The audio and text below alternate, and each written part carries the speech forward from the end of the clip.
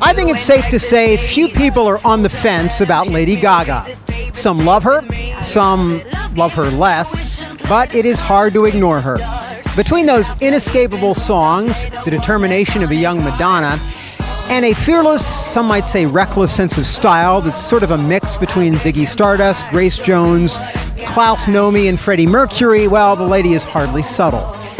And I think I've officially lost count how many artists this year have covered the ubiquitous Poker Face.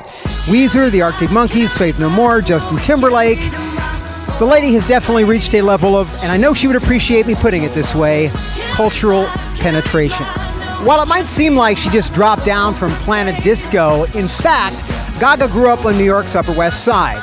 She dropped out of NYU to live on the Lower East Side for a couple of years, living the life of a starving artist doing burlesque shows, and to set in motion her plans for world domination.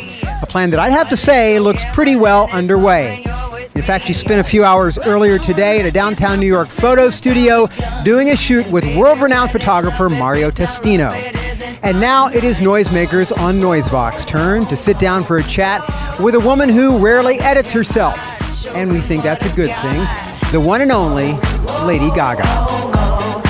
Nice to see you. And I walk in today and your first look that I saw anyway was this hot pink jacket you were wearing. It was very cool. Hot pink jacket. Oh yes, the Marc Jacobs jacket. Yeah, really nice. Was today exhausting? Was it fun? No, it was great. You know, we went right through the night. I was in Toronto last night. And yeah, we just went right through. And I got off the airplane, but you know, you don't get to shoot with Testino every day, so we were all kind of like, get some orange juice and coffee, motherfucker, and let's get to work.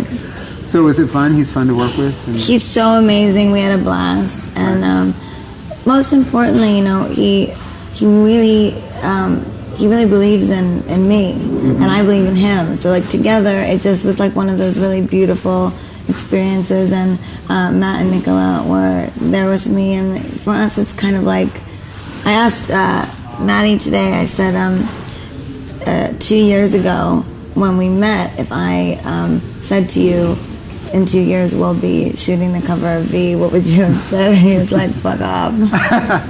No way. You know, I didn't know quite what to expect in terms of the looks today, because I guess I just associate Testino with, I don't know, more conservative kind of thing. So I was like, is she going to be able to dress down in like gowns and that sort of thing? And sure enough, you were you. Thanks, so that's funny because he wanted me naked all day long. Really? And Nicola was like sneaking in designer stuff. He was like, put this Fendi belt on right now. It was great though. Yeah.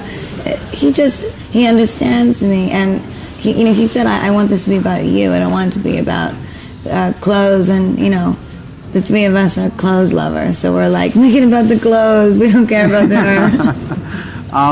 I saw Johnny Weir show up for a second. Oh yeah, it was nice to see him here. I've met him before too, and I know he's a fan. He's so sweet. I've never met him before. Yeah. This is my first time. You've got fans in like so many corners of so many different worlds. It's pretty amazing. He's so cool. I remember when I first saw that performance, I was like, yeah. I mean, just for me, I don't feel like I really broke with Just Dance. It was sort of like my first record, and yes, it was the #1 single, but you can soon as come and go away quite quickly. So when Poker Face started to do well and I saw that come up, I was like, oh wow. And honestly, as much attention as Just Dance got, I feel like Poker Face has had such, here's a word you'll appreciate, penetration culturally. I see people, Weezer and Faith No More, and people cover, and Justin. Listen, when Faith No More covered, wait, I just need to explain something. My special relationship with Faith No More as a young woman,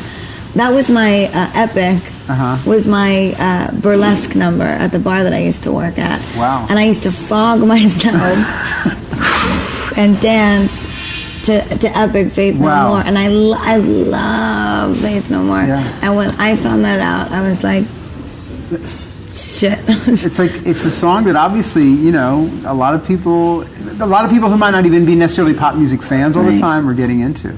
Well, I think it's you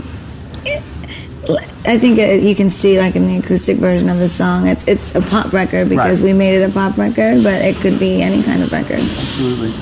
Getting back to working with Testino, and I'm not even sure what the question here is here, but there seems to me to be a subtext to, someone who creates a record called The Fame, with a song called The Fame, and a song certainly called Paparazzi, and everything that implies and involves.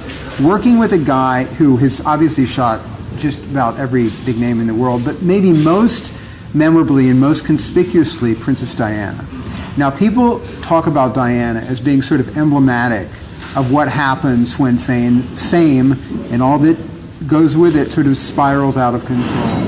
Do you have any thoughts on either her or, the reality of fame? I think there's been a tendency on the part of journalists to think that what this record really is kind of a send-up of fame, and that you're not necessarily so into the idea of every single thing that fame can bring.